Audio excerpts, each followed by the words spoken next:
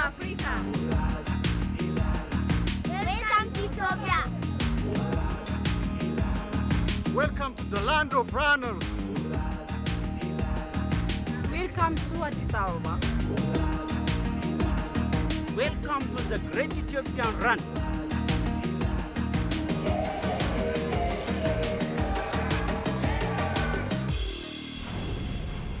The welcome here in Addis Ababa is as warm as the East African sun beating down just after dawn. The stage is set for the 2014 edition of Africa's biggest road race. And for the elites at the front and the 40,000 club runners and fun runners behind them, there is nothing that quite compares to the Great Ethiopian Run. Coming up, all the action from the elite race and the mass run. This day is a phenomenal day in our history, and it brings us closer, as people, as one nation.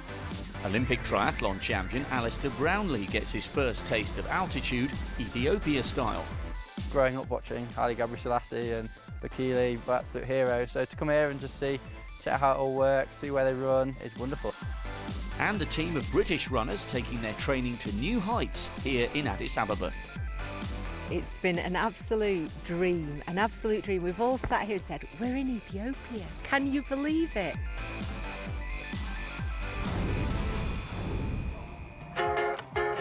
As the streets of Addis Ababa fill with runners ready for the 14th edition of the Great Ethiopian Run, the atmosphere that makes this event unique begins to build.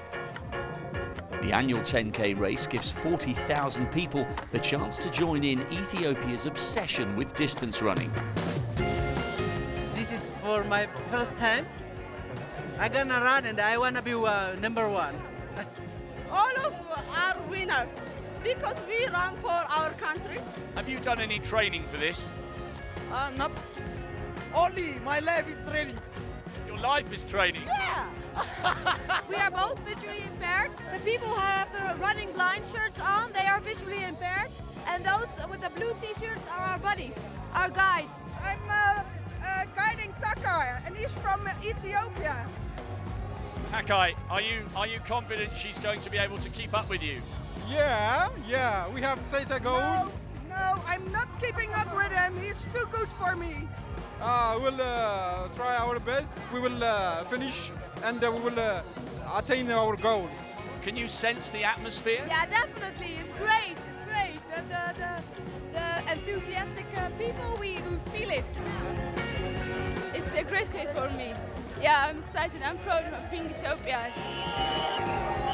We like running, and running is our culture, and running is our life. Ethiopian Run. It's been a past of our history. So running is our culture. The run is now so well established, it regularly attracts some of the biggest sporting stars in the world. And among this year's guests of honour is an athlete who's left his wetsuit and his bike back in Leeds to focus on his third most favourite discipline. Reigning Olympic and Commonwealth triathlon champion Alistair Brownlee is a runner at heart, and that's why he's been so looking forward to this, his first visit to Ethiopia. Dawn in the hills above Addis. Every morning the livestock and the locals share the landscape with runners and sometimes triathletes. Oh, it's amazing. I might be a triathlete, but I've always run as well and absolutely love running. And growing up watching Haile Selassie and Bekele, race out at the Olympics over 10K and stuff, absolute heroes. So to come here and just see how it all works, see where they run, see the trails and the terrain is wonderful. You do plenty of high altitude training in Switzerland, but does it feel different coming to high altitude here? If you're 2,700 metres anywhere in Europe, and like in Switzerland where we go, you're basically on top of a mountain on a ski run. So, and here, you could be anywhere. You're in a field. So, although it is high and you feel the altitude, it doesn't feel high. You don't feel like you're on top of a mountain or anything. It's nice. The climate's lovely, nice and sunny, not too warm, and really nice kind of grassy terrain to run on. I love triathlon, but it's quite a faff, travelling around the world with a bike and wetsuits and different sets of shoes. And I love just being able to put a pair of shoes and a pair of running shorts and whatever, invest in your bag and crack on, and that's what it's been like. And it's wonderful, running I love running, probably it's my favourite of the three sports. I love just being able to throw my trainers on and get out the door for a run, and coming here and seeing thousands of other people do that is brilliant.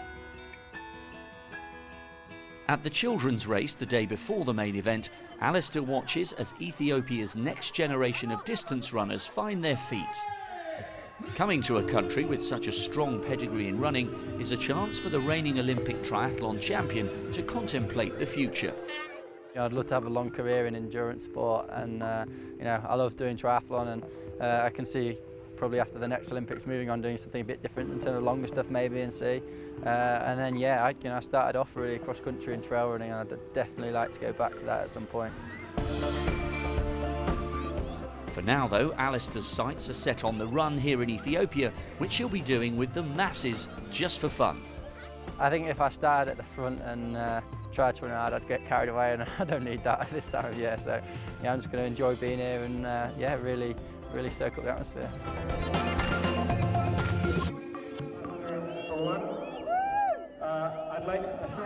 Yeah, it's busy, isn't it? It's incredible, the amount of people. Everyone just wants to dance all the time as well. It's not really about running, everyone just wants to have a good time. Have you ever stood on a start line like this in your life before? No, not with police buttons in front of me, but yeah, it's fantastic. Hopefully I'll try and not get in too much trouble. Since this race began in 2001, British involvement has risen year on year. The combination of the unique atmosphere and setting has proved absolutely irresistible for club runners and journalists. And with a pre-race build-up like this, it's easy to see why so many have once again decided to make the long journey to Addis. May 2014, the Great Manchester Run. A long way from Ethiopia, but this is where Stockport Harriers proved themselves the fastest club team, and with it won a running holiday like no other. 6 months later, 3,800 miles to the southeast and 2,670 metres higher up, the Stockport squad find themselves in Addis for the Great Ethiopian Run weekend. The team are staying at Yaya Village, a purpose-built training camp where athletes eat, breathe and sleep distance running. It's been an absolute dream, an absolute dream. We've all sat here and said, we're in Ethiopia, can you believe it?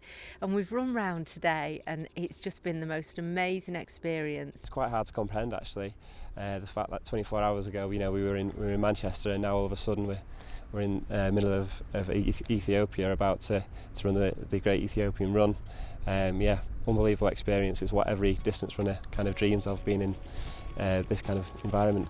Today the squad are running with one of the best in the business, Kenenisa Bekele, the triple Olympic champion and reigning 5 and 10,000 metre world record holder. He's treating the team to a couple of laps of his personal running track in the hills near the Ethiopian capital. I would say if you're a club or if you're a runner or you're an athlete, you need to come out here and just experience this, because this is what it's about. And also as well, to run at the altitude, it gets you so fit, and the air is just gorgeous, it's clean, and it's a fantastic experience, and it's what running's about, and you must come and do it. I'm very happy, I'm very glad, to run with British athletes. I'm very happy to have them, as my guest, here. So, I'm happy to assist them and running with them, Like the Stockport Harriers, Bekele also had a wonderful 10K in Manchester back in May. Now then, look at that little glance, subtle increase of pace, away it goes, 6th gear, moves away from the world record holder in the marathon, and leg speed moves on a gear. The win in Manchester continued a resurgence for the Ethiopian distance runner. Just a few weeks before, Bekele ran his first marathon in Paris, winning the race and breaking the course record. What about the marathon in Paris? Where would that performance rank amongst your all-time great victories and races? What I achieved was it was fantastic, for me, myself, as first marathon. So I'm so glad about it. I'm so happy, and it gives me confidence and motivation, for the next race. If you were able to break the marathon world record, would that give you more satisfaction, do you think, than your world records on the track over 5 and 10,000 metres?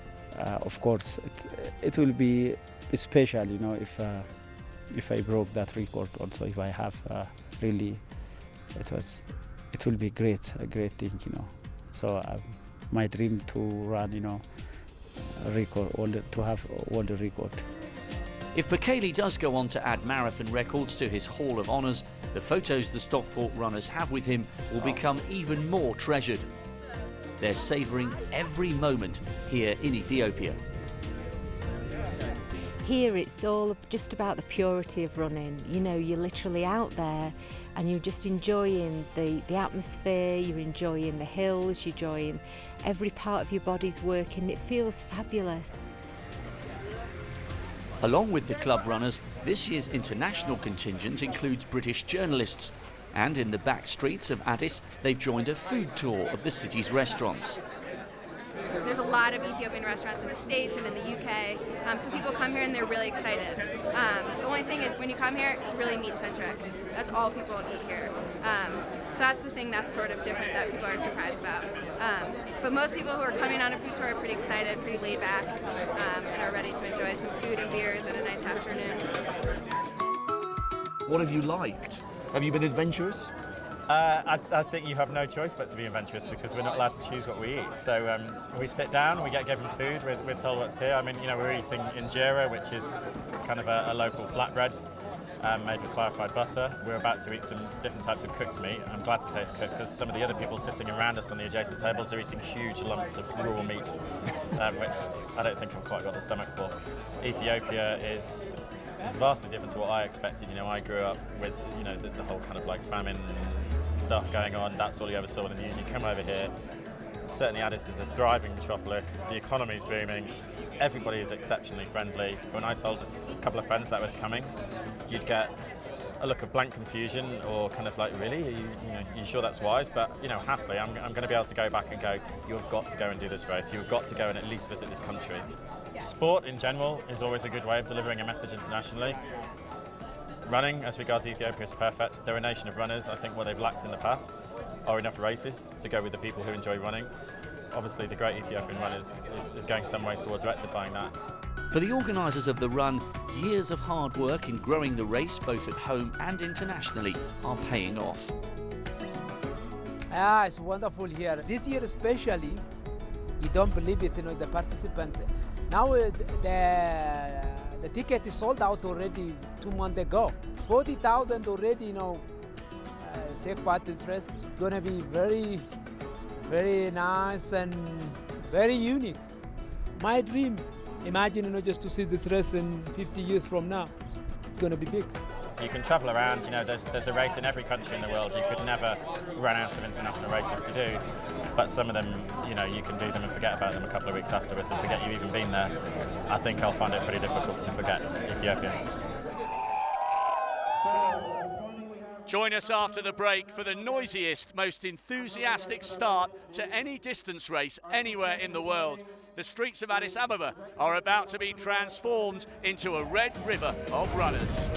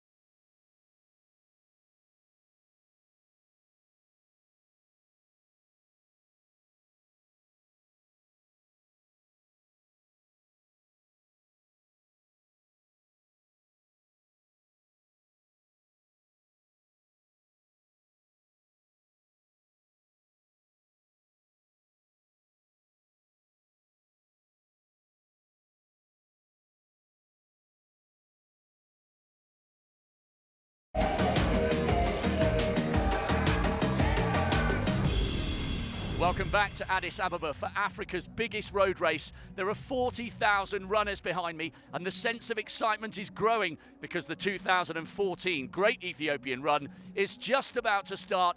So let's join our race commentator Tim Hutchings for this carnival of distance running. Male elite field at the start line then for this 14th edition.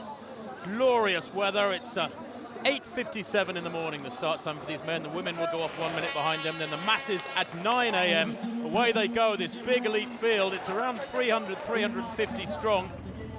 And what they do know is that these first 5 or 6 kilometers of the 10 kilometers are very, very fast. Majority of it downhill. Of course, there is a huge spectrum, a very broad spectrum of abilities and experience in this race. Very often in this sort of event, the athletes with little experience surge off from the gun and then fail to maintain that tempo even before halfway. The more experienced athletes will be back in that huge pack spread across the road, some 15 wide, and biding their time. At 56 it is, Telila Abate at the front in the blue and white. Looking strong and confident at the moment. That's not hard to do. Well, the masses, of course, back in further back down the street, getting ready. 3 separate starts for the 40,000 thereabouts in the mass field. This race has grown and grown over the years. The biggest field prior to this year was in 2012 when there were 35,000. The ladies, their time to get underway. About 150 strong, this elite ladies field. Some very, very good athletes in there, including one athlete going for a retention or a regaining of her title. Wude Ayalu, the most experienced in the field, up against many, many unknown athletes here, hoping to make their mark. She was 22nd in this race back in 2005, Ayalu, coming back from 2 or 3 years away from the sport, but 4:35 there in this ladies' race. Abarash Faisa has had 1 or 2 races in Europe. That is the big target for all these athletes, women and the men here. As we see this men's group with 3.5 minutes on the clock. They've gone through the first kilometre at a healthy clip, 2:47. Very, very fast indeed with that predominantly downhill gradient. This is the road heading down the eastern side of the course, generally southeastern direction, with a lot of embassies alongside them to the runners left there. And the leading ladies group, well, it's big, isn't it? Around 20 strong. Not as big as that men's group, which is some 50 strong. But 4:35 leading at the moment. Abarash Faisa has raced in France last year. So many of these athletes hoping they'll get picked up by a European agent and taken over to Europe for a chance to get in the big races and earn some money. In a country where the average monthly salary is just a few dollars, this race represents a massive opportunity. 4:32 surging to the front there. Netzanet Gudeta, very experienced. Last year's winner by 21 seconds, Gudeta. Taking control, it seems, early on. Only 4 minutes on the clock for the ladies. But no wind at all. It's around 14 and 15 degrees just after 9 o'clock. The only disadvantage, of course, is the fact they're racing at about 7,500 feet.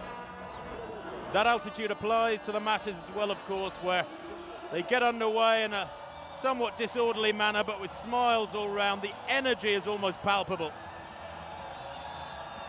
39,000 to be exact in the mass fields. They have 3 different starts. They come together after about 600 meters. But many of them, of course, are just there to soak up the atmosphere and get round, whether it's jogging or walking, it doesn't matter. Be part of it. This astonishing river of humanity that was initiated by Haile Gebrselassie, the emperor of running, back in 2001.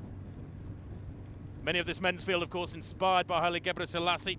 2-1-0 there in this lineup. Asmaro Bekele, looking strong and confident. He won here back in 2010.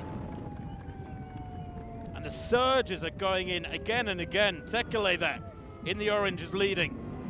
Runs for the Oromia Police team. Many of these elite athletes, as they go through around 3 kilometers now with just 8 minutes 25 on the clock.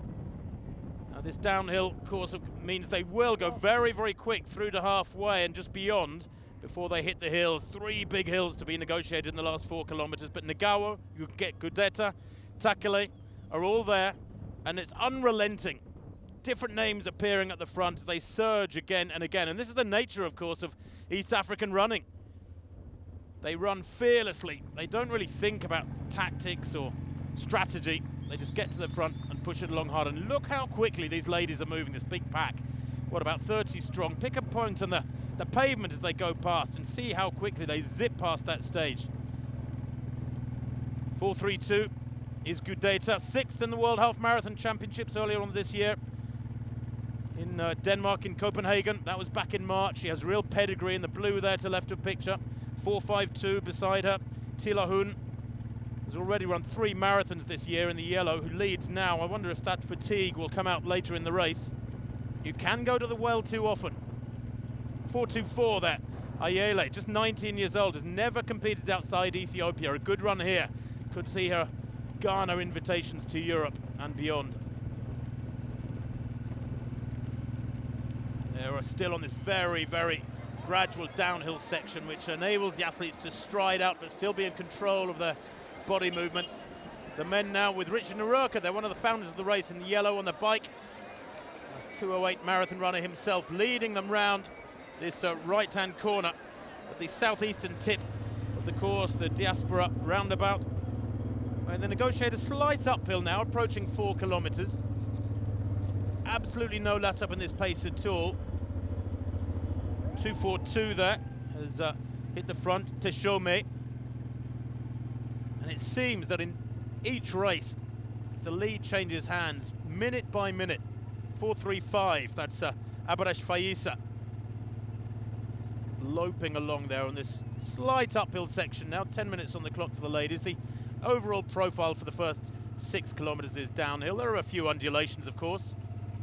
4:52, Tila Hun, 11th in Dubai back in January, and then she ran the Prague Marathon and then won the Venice Marathon in October, just a month ago. But they've got progressively slower, those 3 marathons. And the same applies to these men. Any of them who have raced regularly, and particularly at the longer distances in recent months, might yet be feeling it. This is a punishing course with the really hard hills coming at them in the latter stages.